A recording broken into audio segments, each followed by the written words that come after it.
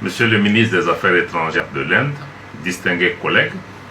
je félicite l'Inde pour son accession à la présidence du G20 et cette heureuse initiative visant à entendre la voix des pays du Sud. Le Mali partage l'approche de l'Inde qui s'inscrit dans une dynamique inclusive et orientée vers l'action. La globalisation et son corollaire d'interdépendance doivent nous convaincre, nations développées comme nations en développement, que nous avons besoin les uns des autres, que nous devons travailler ensemble pour relever nos défis communs. Nous devons avoir une vision commune des affaires mondiales et agir ensemble pour les résoudre. Les opinions publiques des pays du Sud perçoivent le G20 comme un club de pays développés, imposant sa volonté et ses choix au reste du monde. Cela pose la question de la légitimité du G20 et de ses décisions. Les réunions du G20 devraient offrir des opportunités concrètes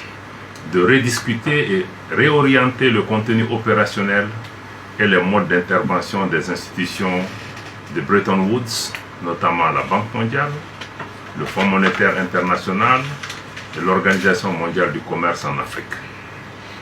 Ces institutions, pour rappel, avaient été créées au lendemain de la Seconde Guerre mondiale pour garantir à leurs actionnaires majoritaires l'accès équitable aux ressources dont leurs économies avaient et ont toujours besoin pour assurer leur développement. Leurs préoccupations ne peuvent donc pas refléter les exigences de développement économique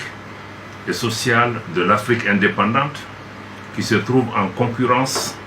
et en contradiction avec les intérêts de ceux qui prennent les décisions stratégiques au sein de ces institutions. À défaut de promouvoir les réformes à court terme, le G20 devrait être reformaté pour prendre en charge l'urgence des questions de développement de l'Afrique et instruire les institutions de Bretton Woods à en faire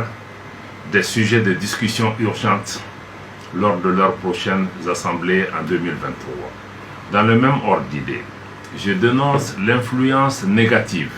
que les compagnies multinationales exercent sur les processus de prise de décision politique, ce qui, hélas, affaiblit, voire entre en opposition avec les intérêts vitaux de nombreux pays africains. L'une des causes profondes des conflits auxquels notre monde est confronté aujourd'hui, en particulier en Afrique, est le sous-développement, aggravé par le piège de la dette publique. En effet, l'Afrique est tombée dans le piège de la dette publique depuis plus de 40 ans, ce qui la soumet au diktat des institutions multilatérales et de la coopération bilatérale des pays du G20 qui imposent la conduite à tenir en matière de dépenses publiques sous peine de couper l'accès à leurs ressources. Cette situation nuit gravement à la souveraineté des gouvernements africains en matière d'initiatives de développement économique et social qui requièrent des investissements structurants. C'est pourquoi nous souhaitons que le G20 se penche sur cette grave question et propose des solutions pour briser rapidement cette spirale néfaste pour permettre aux Africains de reprendre la main en matière de développement économique et social, y compris en termes de financement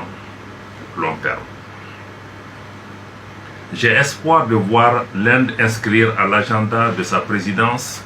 les questions de la sécurité alimentaire et énergétique, du financement du climat, de l'allègement et de l'annulation de la dette, des transports, de l'industrie et des infrastructures,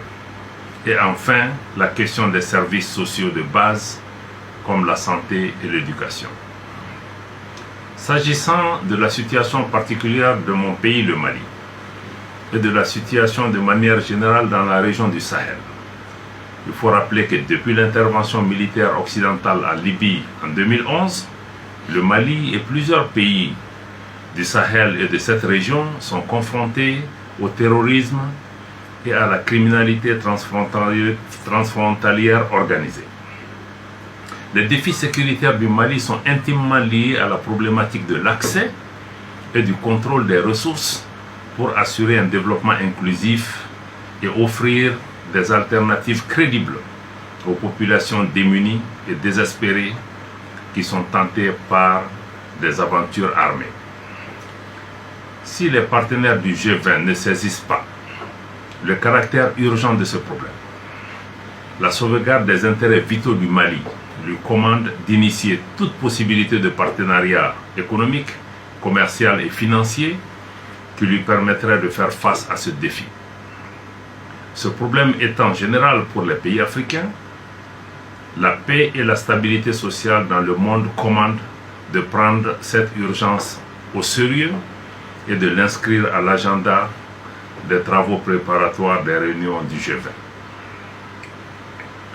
Pour conclure, et tenant compte de cette approche, j'insiste sur l'importance pour le G20 de respecter la souveraineté des pays, leur intégrité territoriale, mais aussi de respecter les choix des partenaires opérés par les pays pour leur propre développement. Merci beaucoup.